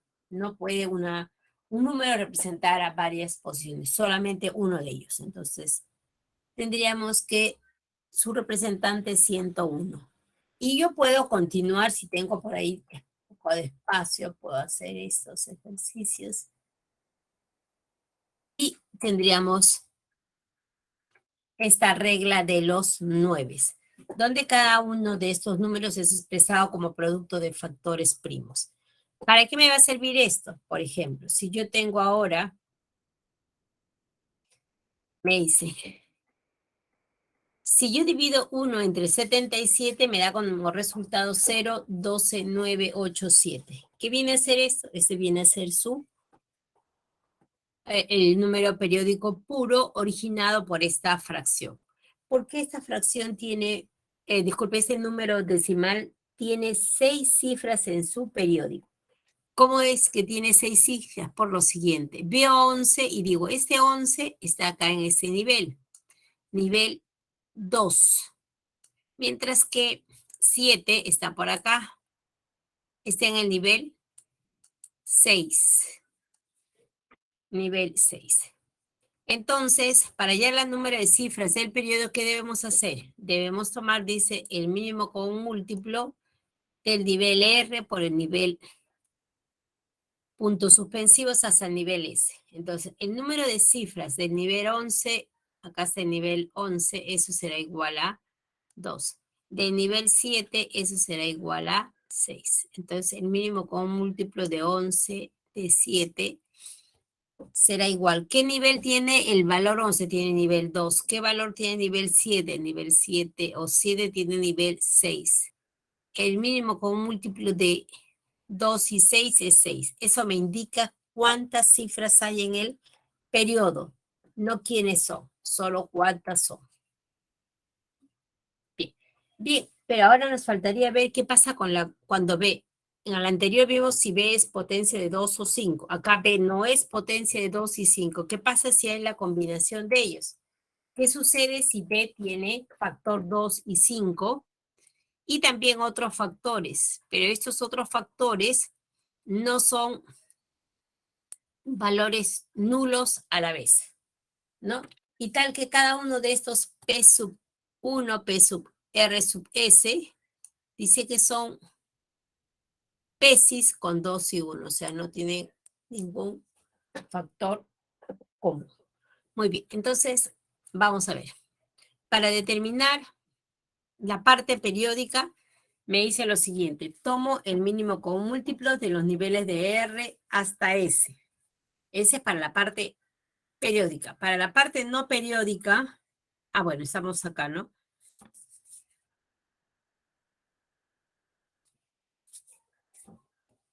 La parte no periódica es el mayor de los exponentes de 2 y 5. Ese es para la parte no periódica. Y para la parte periódica es el mínimo común múltiplo de los niveles. Veamos un ejemplo. Vamos acá. Entonces tendríamos, yo saco estos dos factores y digo, ¿cuál es el mayor exponente que tiene 2 y 5? Es 3. Entonces, este número cuando se divida voy a tener esta forma, que va a tener 3 cifras en la parte no periódica y viene el periodo. ¿Cómo se determina el periodo? Dice que es igual al mínimo común múltiplo del nivel 13 y del nivel 37.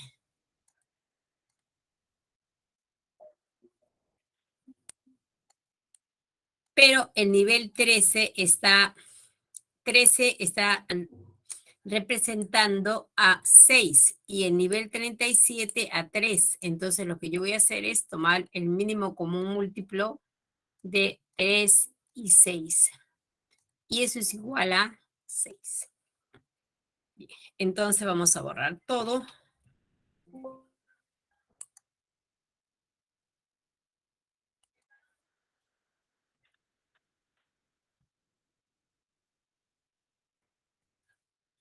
Sabe usted que la parte no periódica de F se ha sido tomado como el máximo de los exponentes que tienen 2 y 5. ¿Cuáles son esos exponentes? 3 y 2. El mayor es 3. Entonces, eso me está indicando que en la parte no periódica deben haber 3 cifras. 3 cifras, la parte que no se repite. Muy bien. Ahora, en la parte periódica tomamos el mínimo con un múltiplo del nivel 13 y del nivel 37. El nivel 13 está, o 13 es el representante del nivel 6 y 37 es el representante del nivel 3. Sacamos mínimo como un múltiplo y me da 6 y es por eso que el periodo tiene 6 cifras. Bien, hasta acá hemos visto cómo hallar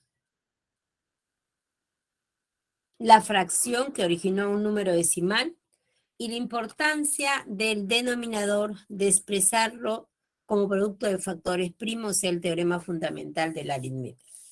Vamos a ver ahora el famoso teorema de Midi. ¿Qué me dice este teorema de Midi? El teorema de Midi me dice lo siguiente, sea P un número primo distinto de 2 y 5, pero Yo tomo ahora A un valor entero menor a B, tal que yo construyo esta fracción. Esta fracción que estoy considerando A entre B, donde B es un número primo distinto de 2 y 5, me va a proporcionar, dice, un número de esta forma. Si usted observa, es un número decimal periódico puro. Y en el periodo aparecen 12 cifras, o sea, la cantidad de cifras es un número par. Entonces, si esto sucede, entonces la suma, hago la división de estas dos, de este número, hago la división y divido de C1 hasta Cn y de C sub n más 1 hasta C sub n más 2. Muy bien, entonces me dicen que la suma de esos dos me va a dar 9,999 n cifras. Eso me dice el teorema de Miri. Veamos algunos casos. Bueno, hay que indicar acá si eso es cierto. C1 más C sub n más 1 debería ser igual a 9. C sub 2 más C sub n más 2, 9 y así sucesivamente. Por eso me dicen para todo J variando de 1 hasta n. Veamos un ejemplo. Si usted divide 1 entre 17, le va a aparecer un número de 1000, ¿no? ¿Cuántas cifras hay acá? 8 a cada lado. 8 cifras. Entonces voy a tener que sumar estos dos y esas, la partiendo de la mitad, y esos dos me da 9. Usted verifique que efectivamente eso me da como resultado 9.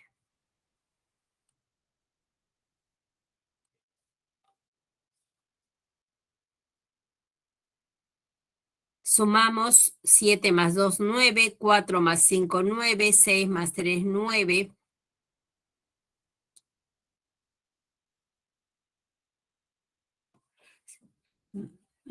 Bueno, ella no está en orden, no podemos verlo en orden así.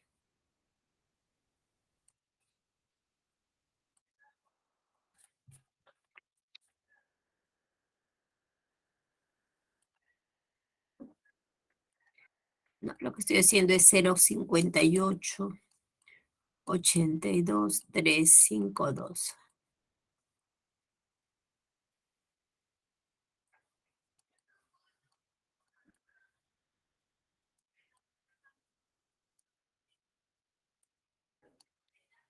Ese momentito acá.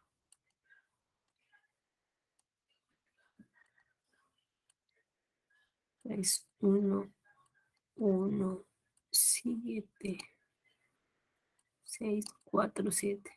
Entonces usted suma en forma vertical, verá que 7 más 2, 9, 5 más 4, 9, 6 más 3, 9, 7 más 2, 9, 8 más 1, 9, 5 más 4, 9 y 0 más 9, 9. Entonces toda esa suma me va a dar siempre este resultado. Bien. Veamos entonces por acá, en este caso lo mismo, ¿no? Solo que debemos indicar en qué base se está trabajando esto, no tan ligero así. En este caso, miren, me proporciona un número de MIDI, entonces la suma, en este caso no me va a dar 999, ¿no? La suma me va a dar el mayor número de 3 cifras en base 8, que es 777. Y ahora sumamos, ¿no? 5 más 2, 7, 4 más 3, 7 y 0 más 7, 7, ¿no?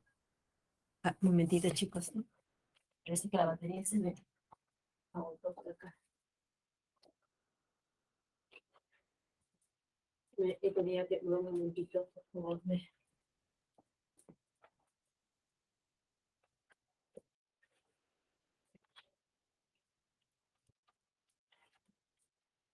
Ok, ya.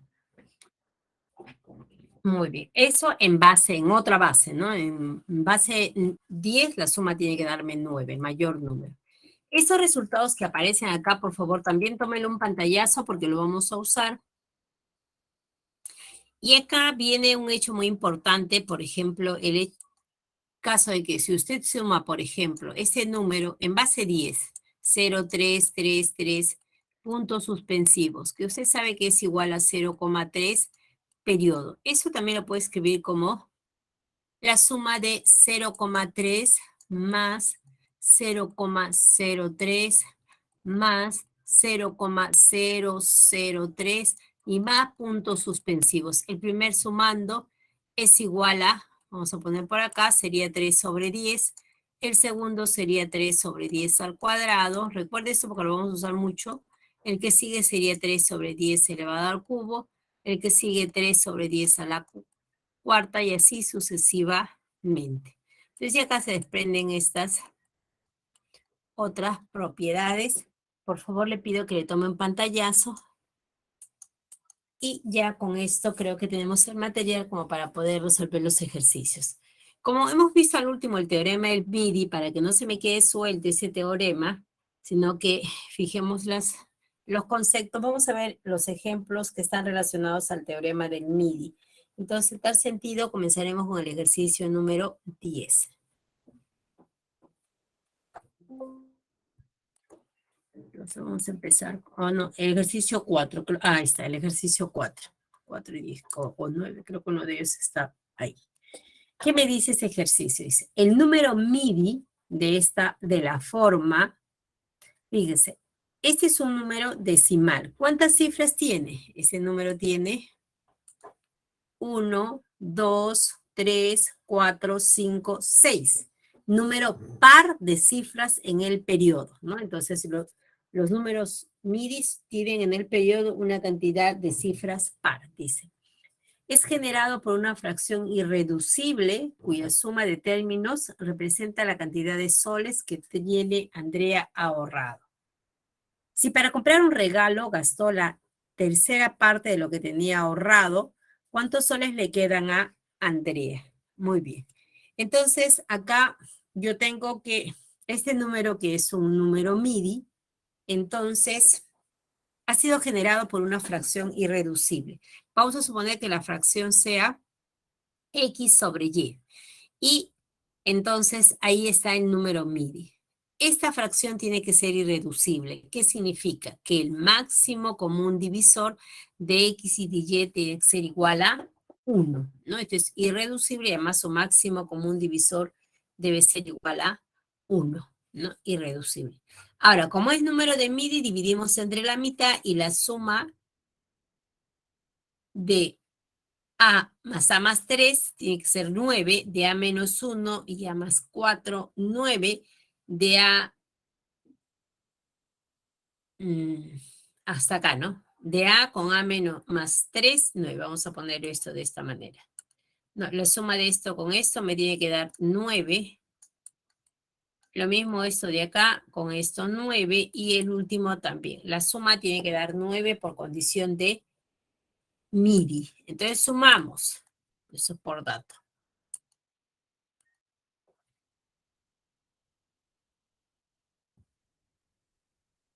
Está dividiendo entre 2 y entonces tendríamos que A más A más 3 toma el valor de 9.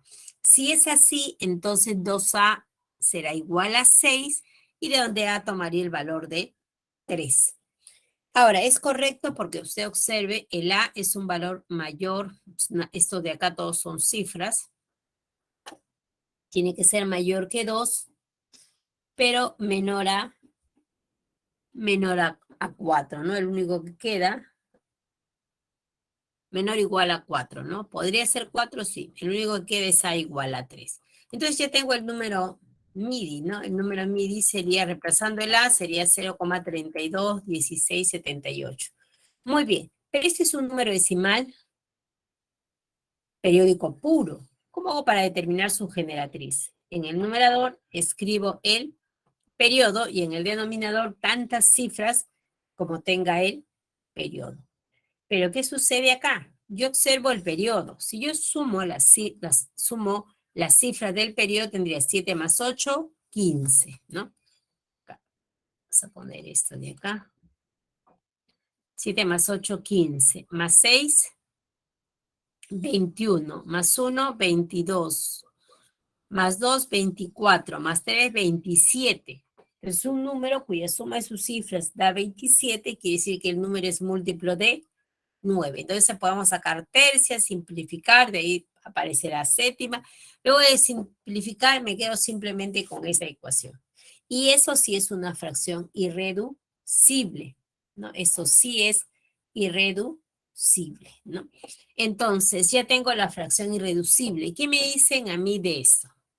Me dice, el número MIDI de la forma es generado por una fracción irreducible, es cierto, cuya suma de términos representa la cantidad de soles que tiene Andrea ahorrado. Entonces vamos a sumar los términos. Los términos de una fracción son numerador y denominador. Le sumamos 46 más 143. Esto me dará 189. Es la cantidad que tiene ahorrado Andrea. Dice, si para comprar un regalo gastó la tercera parte de lo que tenía ahorrado, vamos a sacar la tercera parte a 189. Y eso me da como resultado 63. Esto es lo que ha gastado, la tercera parte de lo que tenía ahorrado. ¿Cuántos soles le quedan a Andrea? ¿Cuántos soles van a quedar? Lo que tenía menos lo que gastó. O sea, 189 menos 63. Y esa diferencia me daría 126 soles.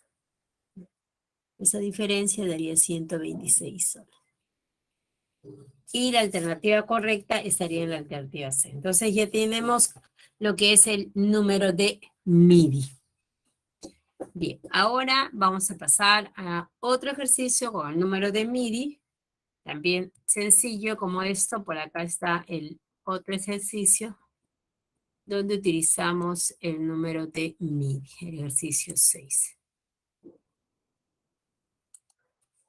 Ay, disculpe. Ahí está. Mi máquina está pidiendo permiso para retirarse. Y está muy viejita ya. Tengo que comprar otra. Muy bien. Vamos al ejercicio 6. Dice, Jorge compra una impresora y el número de serie que está ubicado en la parte trasera son las cifras de un número MIDI decimal, periódico puro de 12 cifras. Si el bloque de las 6 cifras centrales del periodo es 57, 31, 48, determine la suma de la primera y la última cifra del periodo de 12 cifras que coincide con la serie de la impresora. Bien. Entonces todo equipo ahora tiene una serie no establecida. En este caso, esta impresora tiene una serie que está ubicada en la parte trasera y está formado por 12 cifras. Pero esas 12 cifras son las cifras de un número de MIDI decimal, donde las 6 centrales ya me lo dan. Entonces me faltarían los extremos, 3 al lado derecho, 3 al lado izquierdo. Entonces sería 6 más 6, me daría ahí los 12 números que conforman el periodo de un número de MIDI. Y eso me dice si es la serie de la impresora. Entonces vamos a ver el número de la serie, ¿no?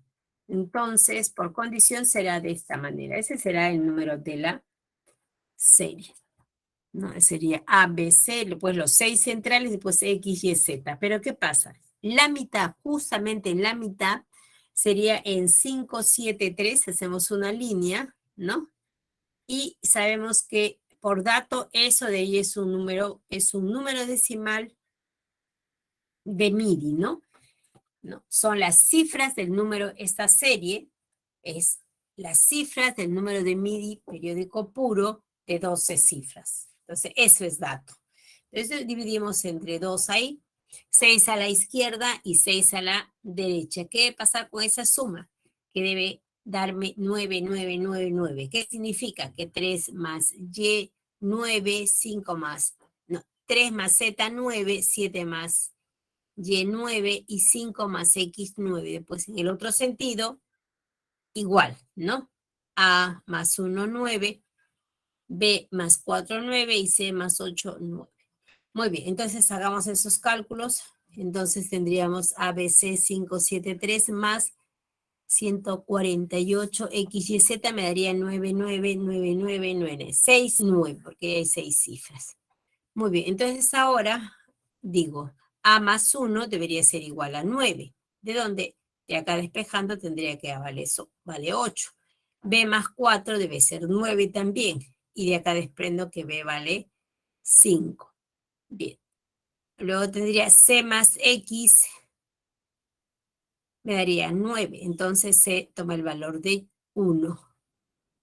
Luego 5 más X me daría 9, de donde X tomaría el valor de 4.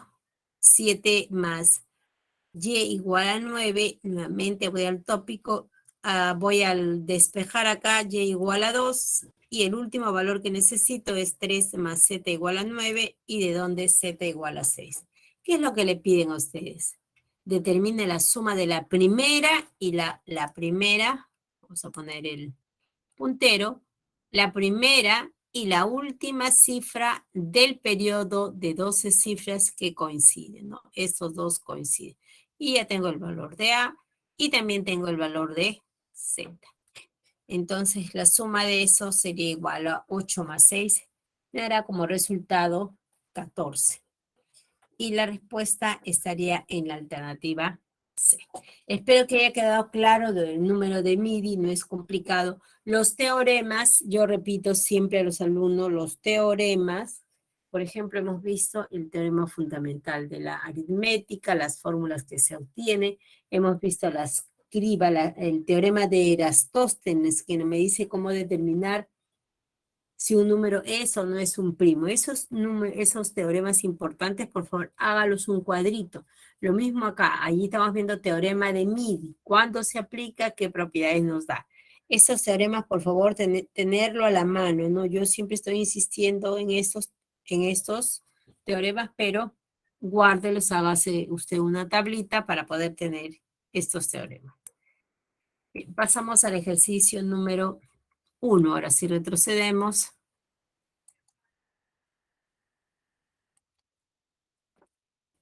Dice el ejercicio número 1.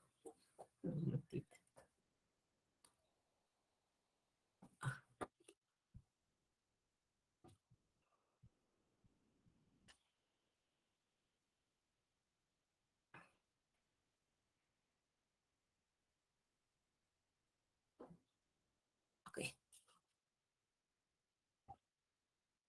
En una clase de aritmética, el profesor Ricardo les comenta a sus alumnos: si repartiera íntegramente los 46 soles que tengo en el bolsillo entre todos ustedes, cada uno recibiría 0,43, periodo en base 6 soles.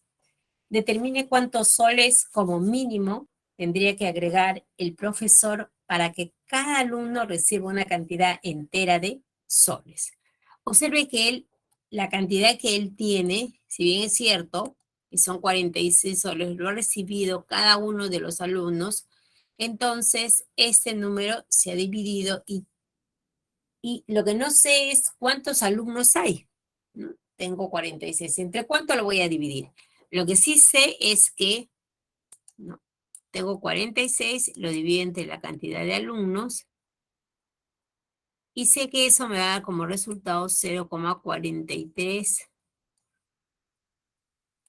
periodo en base 6.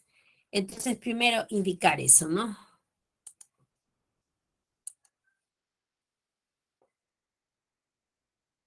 Entonces, el dato es que él tiene 46 soles y lo ha dividido entre la cantidad de alumnos. No sé cuántos alumnos son, ¿no? Pero a cada uno le tocó 0,43 periodo en base 6. Entonces podemos multiplicar algoritmo de la división, dividendo es igual al divisor por cociente, ¿no? Muy bien. Entonces acá vamos a mantener y vamos a despejar esto de acá. A ver.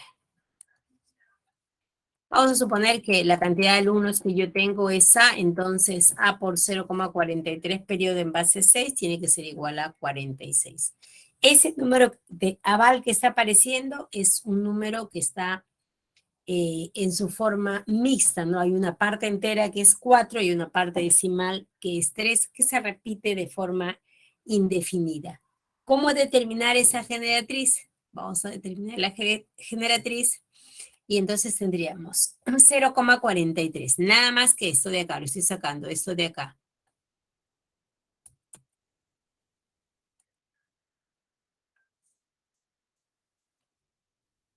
46 ya lo dejo como está, eso no lo toco. Entonces 0,43 en base 6 para hallar su generatriz. Recuerde que es un número aval periódico mixto, no es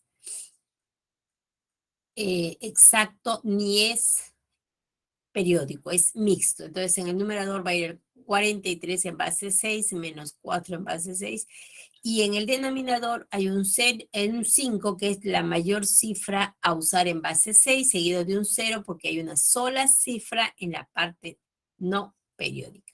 Bueno, lo demás hay que multiplicar o dividir, ¿no? Desarrollar esto me queda 23 sobre 43. Lo reemplazo acá. Entonces, ¿qué va a suceder acá? Al reemplazar acá, yo digo, esto me va a dar 46. Entonces, de acá despejo y ya tendría que ser 60. ¿Y quién era para nosotros A? Era la cantidad de estudiantes. Me preguntan a mí, ojo, determine cuántos soles como mínimo tendré que agregar el profesor para que a cada alumno reciba una cantidad entera de soles, porque los alumnos han recibido una fracción. Entonces, ¿cuánto yo tengo? Solamente tengo 46. Le voy a agregar un valor y ese resultado me va a dar un múltiplo de 60. Como son 60 alumnos, a cada uno le podría dar 1, a cada uno le podría dar 2, sería 120, a cada uno le puede dar 3, sería 180 y así sucesivamente. O sea, 46 más X será igual a múltiplo de 60. Pero hay una condición, ¿no? Que me dice cuántos soles como mínimo. El mínimo valor que le tendría que dar a X sería igual a 14. Por lo tanto, tendría que agregar como mínimo 14 soles para que a cada alumno le dé 2 soles de propina. Ahí nos quedamos, chicos, unos minutos. Retornamos.